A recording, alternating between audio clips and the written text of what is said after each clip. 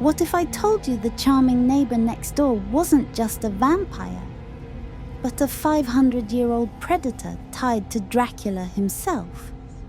In the world of horror, Jerry Dandrige from Fright Night isn't just another creature of the night. He's one of the most mysterious, seductive, and dangerous vampires ever put on screen.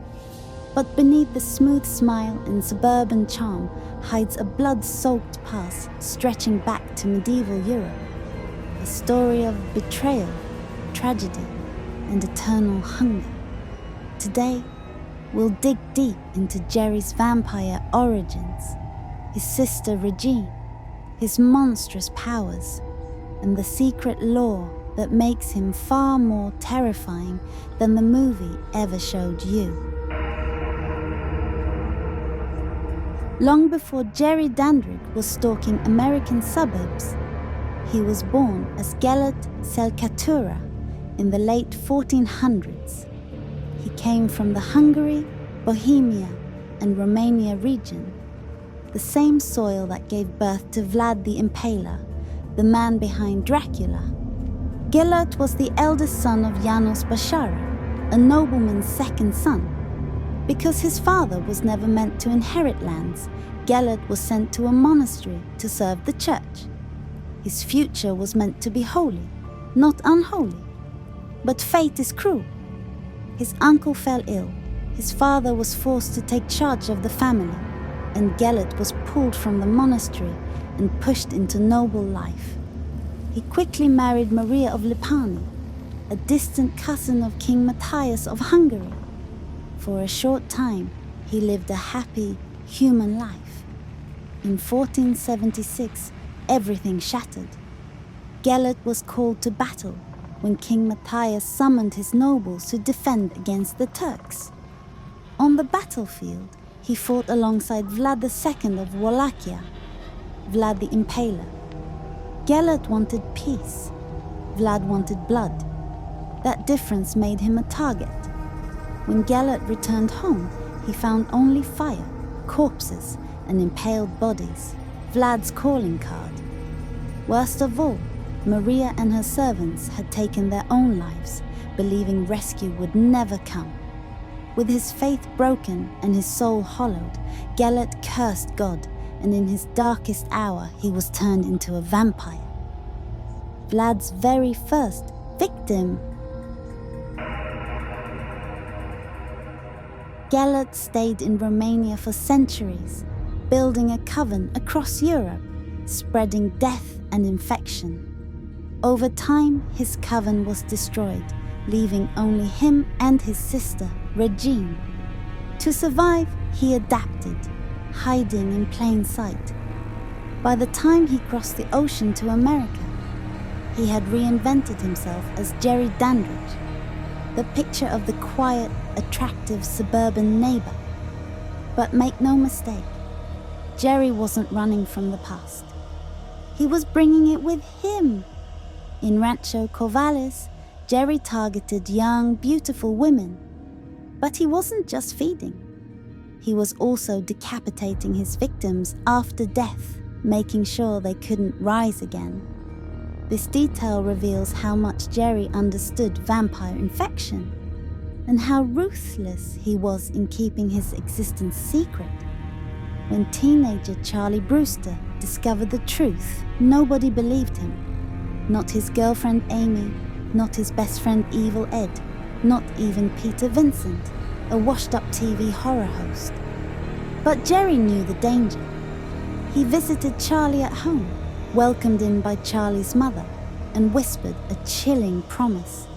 Keep quiet or die. Jerry was no ordinary vampire. His fruit bat origins gave him strange abilities, shape-shifting into a wolf-like beast and a grotesque bat creature, a hypnotic aura, almost like pheromones that pulled women toward him, strength and speed far beyond humans, an almost playful cruelty, enjoying the chase more than the kill. But he also had weaknesses. A stake could wound him. Holy symbols burned him. and sunlight for most of his life, was deadly. But Jerry wasn't the only predator in the family. His sister, Regine Dandrige, appears in Fright Night Part 2. Regine was a powerful vampire in her own right, with unique gifts Jerry never had. She had the ability to shapeshift into mist, and unlike her brother, she leaned into theatrical, cruel games. After Jerry's death, she swore revenge, bringing a group of supernatural allies to hunt Charlie and Peter Vincent.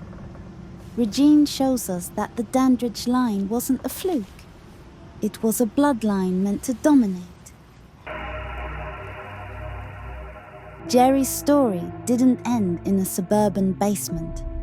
After his death, a secret vampire society known as the Legion of the Endless Night gathered his ashes, determined to bring him back. Through witchcraft and dark rituals, Jerry's soul was transplanted into a new body. The NBA player Moose Wilson. This strange resurrection briefly gave him immunity to sunlight, a power the Legion wanted to control. But Jerry's hunger for dominance never stopped. He fled to Paris, started a new coven, and continued spreading vampirism. Even Evil Ed, once his victim, returned to try and end him for good. What makes Jerry so terrifying isn't just his powers, it's the mask. He looks human, speaks kindly, charms everyone, even as he's planning to feed on them. His obsession with Amy wasn't random. Many believe she resembled his long-dead wife, Maria, the only woman he ever truly loved.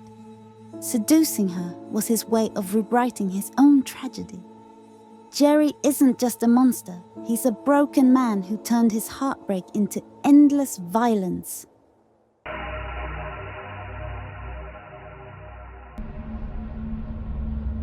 Jerry Dandrige is more than a suburban vampire. He's a medieval noble, a betrayed husband, a brother tied to an eternal bloodline, and a predator who kept adapting across centuries. His story connects to Vlad the Impaler, his sister Regine, and even secret vampire societies. He's not just Fright Night's villain, he's one of horror's most complex creations.